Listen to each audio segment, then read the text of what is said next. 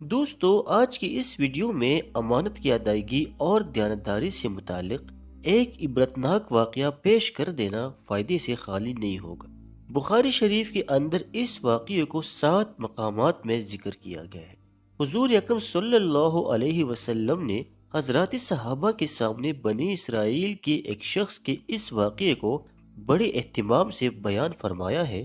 واقعہ یہ ہے کہ بنی اسرائیل کا ایک شخص 1000 دینار کا ضرورت مند تھا۔ وہ سمندر پار کر کے دوسرے علاقے میں کسی صاحب حیثیت آدمی کے پاس پہنچا۔ اس سے جا کر 1000 دینار قرض مانگا۔ اب یہاں پہ صاحب مال نے کہا کہ میں آپ کو پیسے تو دے سکتا ہوں، لیکن گواہ کون ہے؟ آپ گواہ لائیے۔ اس شخص نے کہا کفا باللہ شہیدا، میرے اور آپ کے درمیان میں اللہ ہی کی گواہی کافی ہے۔ تو صاحب مال نے کہا کہ بھائی پھر کفیل اور ذمہ دار لاؤ، تاکہ اگر آپ نے ادا نہیں کیا تو میں آپ کی کفیل سے وصول کر لوں۔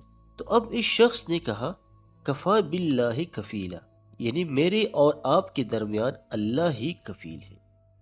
صاحب مال نے کہا کہ یہ بات تو سچ کہہ رہا ہے، لہٰذا ایک مدت متعین کر کے 1000 دینار اس کے حوالے کر دیے کہ جب مدت پوری ہو جائے گی تو آپ ہمارا قرض واپس ادا کر دیں گے۔ اس شخص نے کہا کہ ٹھیک ہے۔ پھر یہ شخص 1000 دینار قرض لے کر سمندر پار کر کے اپنے گھر پہنچ گیا اور اس سے اپنی ضرورتیں پوری۔ جب قرض کی مدت پوری ہو گئی تو وہ شخص قرض ادا کرنے کے لیے 1000 دینار لے کر قرض خواہ کی یہاں پہنچانے کے لیے روانہ ہو گیا۔ سمندر کے پاس پہنچ کر کشتیاں تلاش کرنے لگا، لیکن کوئی بھی کشتی نہیں ملی۔ اسے سخت خدشہ محسوس ہونے لگا کہ خدا نخواستہ قرض ادا کرنے سے پہلے مدت پوری نہ ہو جائے۔ سمندر کے کنارے پر مارا مارا پھرنے لگا، کسی طرح کوئی سواری نہیں ملی۔ آخر کار مجبور ہو کر ایک لکڑی میں سوراخ کیا اور اس سوراخ کے اندر 1000 دینار اور ایک پرچی رکھی۔ پرچی کے اندر اس نے لکھا، اے سمندر، میرا قرض ادا کرنے میں تو ہی حائل ہو رہا ہے، لہٰذا میں اپنا قرض تیرے حوالے کرتا ہوں اور اب تو ہی ذمہ دار ہے۔ چنانچہ لکڑی کی سوراخ میں یہ پرچی اور 1000 دینار رکھ کر سوراخ بند کر دی۔ اس کے بعد اس لکڑی کو سمندر میں یہ کہہ کر بہا دیا کہ لے اب تو ہی ذمہ دار ہے، اور اللہ سے دعا، اے اللہ، میرے قرضہ کے ادا کرنے میں یہی سمندر حائل ہے، میں تجھے گواہ بناتا ہوں اور تو ہی گواہ ہے اور تو ہی کفیل ہے۔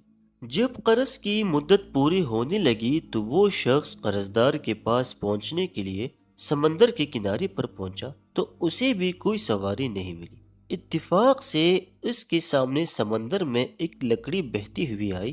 جب وہ لکڑی سمندر کے بالکل کنارے پر آ گئی تو اس نے اس ارادے سے اس لکڑی کو اٹھایا کہ گھر میں عورتیں کھانا پکانے میں ایندھن کے کام لے لے۔ گھر لے جا کر چیرا تو اس کو 1000 دینار اور وہ پرچی ملی۔ اب اس قرض خواہ کے اوپر جو کچھ عبرت ہونی تھی ہوئی۔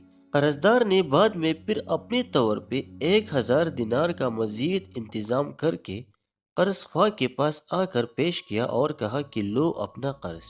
تو اس قرض خواہ نے کہا کہ آپ کا قرض مجھے وصول ہو چکا ہے اور آپ کی پرچی بھی مل گئی تھی۔